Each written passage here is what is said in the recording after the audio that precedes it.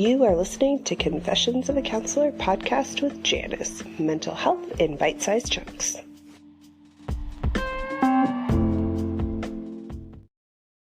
Hello and welcome to Confessions of a Counselor. I'm your host, Janice, and in today's episode, I thought we would talk about the concept of feel your feelings. So oftentimes I get asked the question, well, what happens if I start feeling sadness? Or how do I process whatever the issue or problem is that I'm having right now? And oftentimes I come back to this idea of we just need to feel our feelings. So let's jump right in. So we often try to avoid or suppress or move around, skirt around our feelings and our emotions, believing that it's a sign of weakness or that if I start, I'll never stop, and that emotions are somehow this very scary thing. Something bad is going to happen if I feel my feelings.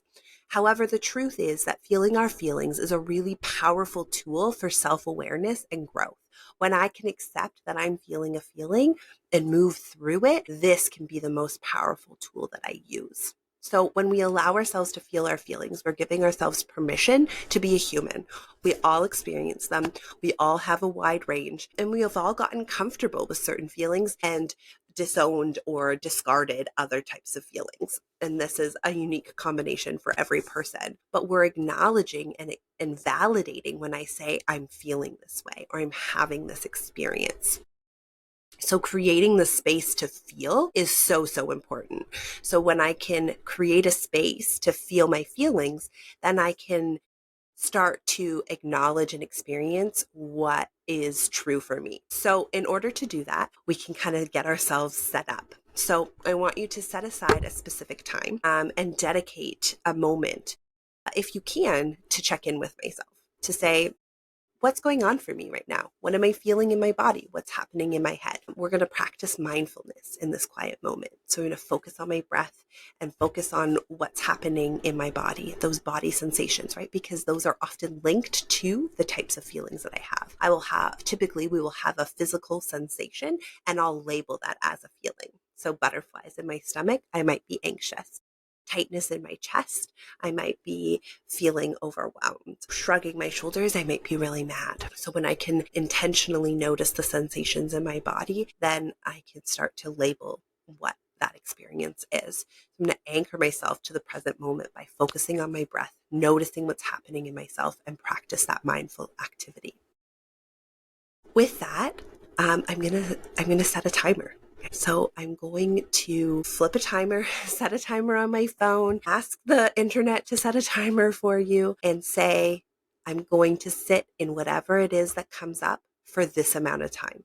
Whatever that looks like, however that is, I'm going to set a timer and really just notice what's going on and feel whatever it is that I'm experiencing for however long I've decided to do that, whether that's 30 seconds or 10 minutes, whatever feels comfortable for you. I'm just going to feel whatever is happening in that moment.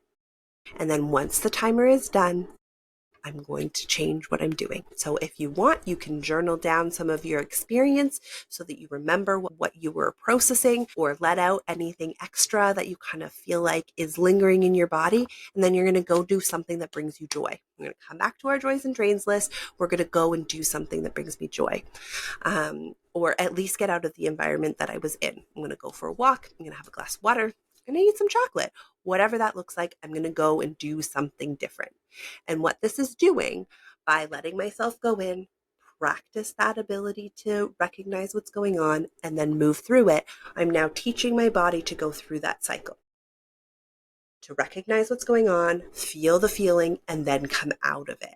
It's so important. This skill to feel my feelings really helps with that idea of emotional regulation, because as I can start to practice feeling my feelings in this very contained space, then I can start to feel more comfortable to feel my feelings on a more regular basis. So it's really important to remember that this is a really hard skill to practice. It's often scary. It often comes with this unknown or uncertainty, but that it's so important to cultivating that trust and that awareness with ourselves that our feelings aren't scary.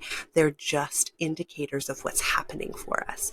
So as I can start to recognize what's going on, then I can start to process them by feeling them, letting them out so that they're not bundling up. And I can then start to use other skills and other coping techniques in order to move through them and try some. Okay, so by embracing our feelings, by practicing them and really starting to get comfortable with them, we can cultivate this sense of emotional resilience and live a more fulfilling life, a life that feels good for us. And remember, it's okay to feel them. It's okay to struggle. We're not going to be perfect at it. And it's okay to ask for help if you need it.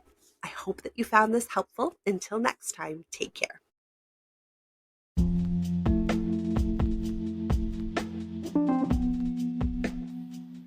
I hope you enjoyed today's episode.